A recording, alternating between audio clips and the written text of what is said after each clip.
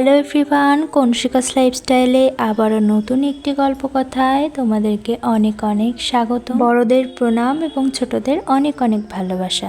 আর বলো, তোমরা সবাই কেমন আছো? আশা করছি সকলেই খুব ভালো আছো, আর তোমাদের আশীর্বাদ ও ভালোবাসায় আমাদের পরিবার অনেক ভালো আছে এবং সুস্থ আছে। যাই হোক, এখন ঘড়ির কাঁটায় বাজে প্রায় 10:30 মতো, আর আমি আমার এই ছোট্ট গল্পটা এখন থেকেই শুরু করছি।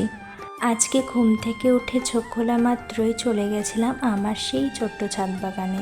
আর গিয়ে দেখি এত সুন্দর সুন্দর ফুল ফুটেছে না, যে তোমাদের সাথে শেয়ার না করে আমি থাকতেই পারলাম না। আর এখন তো বর্ষা নেমেই গেছে বলতে পারো, এখন ডেইলি বৃষ্টি হচ্ছে টিপ টিপ করে, তাই এখন গাছে ফুলটাও বেশ ভালো ফুটছে। আবার কি বলতো বন্ধুরা, ডেইলি বৃষ্টি হলেও না ভালো লাগে না, ঘরটাও স্যাঁতস্যাঁতে হয়ে যায় আর কাচাকুচিও কিছু করা যায় না। এই যে দেখো, কয়েকদিন ধরে ভাবছিলাম বেড কভারটা চেঞ্জ করব, কিন্তু আর হয়ে উঠছিল না। কিন্তু ফাইনালি আজকেই ভাবলাম যে না, চেঞ্জ করেই দিই। কবে বৃষ্টি থামবে, কবে রোদ উঠবে, তাই আজকে ভাবলাম বেড কভারটা চেঞ্জ করে দিই। আর এই যে বালিশের ওয়ারগুলো দেখছো, এগুলো না আমি ক্যানিং থেকে নিয়ে এসেছিলাম। কেমন হয়েছে জানিও তো। এগুলো না শর্ট ভিডিওতে তোমাদের সাথে আমি শেয়ার করেছিলাম, তোমরা হয়তো দেখেছো অনেকে, তাই আজকে ভাবলাম এগুলোই পেতে নিই। সকালবেলা ঘুম থেকে উঠে ঘর ঝাড় দেওয়া, ঘর মোছা, বাসন থালা মাজলেই ঘরের কাজ শেষ হয়ে যায় না। ঘরের আনাচে কোনাচেই জমে থাকে ঘরের ছোট ছোট কাজ, সেটা আমাদের মতো বউদেরই খুঁজে নিতে হবে। যাই হোক, তোমাদের সাথে কথা বলতে বলতে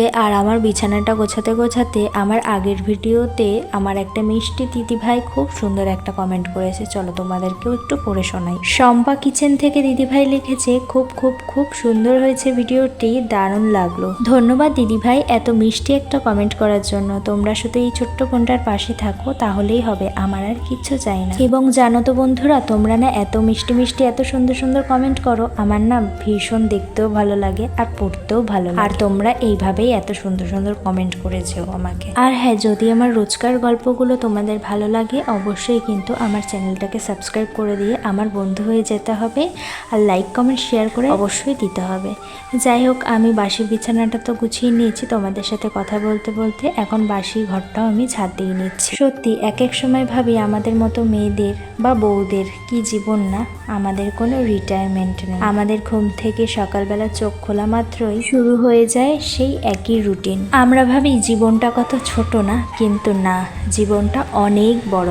ঘুরে ফিরে সেই একই জায়গায় আসতে হয় আমাদের। যাই হোক, তোমাদের সাথে কথা বলতে বলতে আমার ওপরের ঘরের সমস্ত কাজ কমপ্লিট। এখন শুধু স্নানে যাব আর আমার এই ছোট্ট মিনি গাছটাই জল দেব। আজকে সব গাছগুলোতে জল দিতে লাগবে না, কিন্তু আমার এই ঘরের গাছটাই একটু জল দিতে হবে, কারণ যেহেতু বৃষ্টি হচ্ছে তাই বাইরের গাছগুলো এমনিই জল পাচ্ছে। যাই হোক, স্নান টান করার পর আমি দেখো সুন্দর করে ঠাকুরকে পুজো দিয়ে নিয়েছি।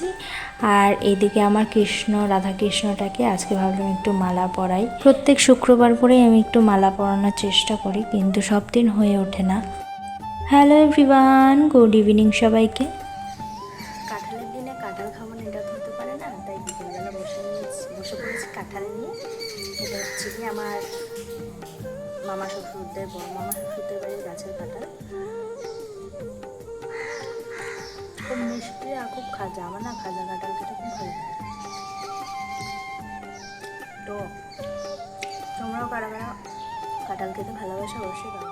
এখন ঘড়ির কাঁটায় বাজে ওই 7টা মতো, আর চলে গেছিলাম একটু ফুচকা খেতে কাকুর দোকানে। আজকে তোমাদের দাদাভাই এখনও ডিউটি থেকে আসেনি, তাই আমাকে বললো কাকুর দোকান থেকে ফুচকা খেয়ে আসো আমার নাম করে। তাই 10 টাকার মতো জল ফুচকা খেয়েছি আর 10 টাকার মিষ্টি ফুচকা। তো বন্ধুরা, আজকের মতো চলো টাটা।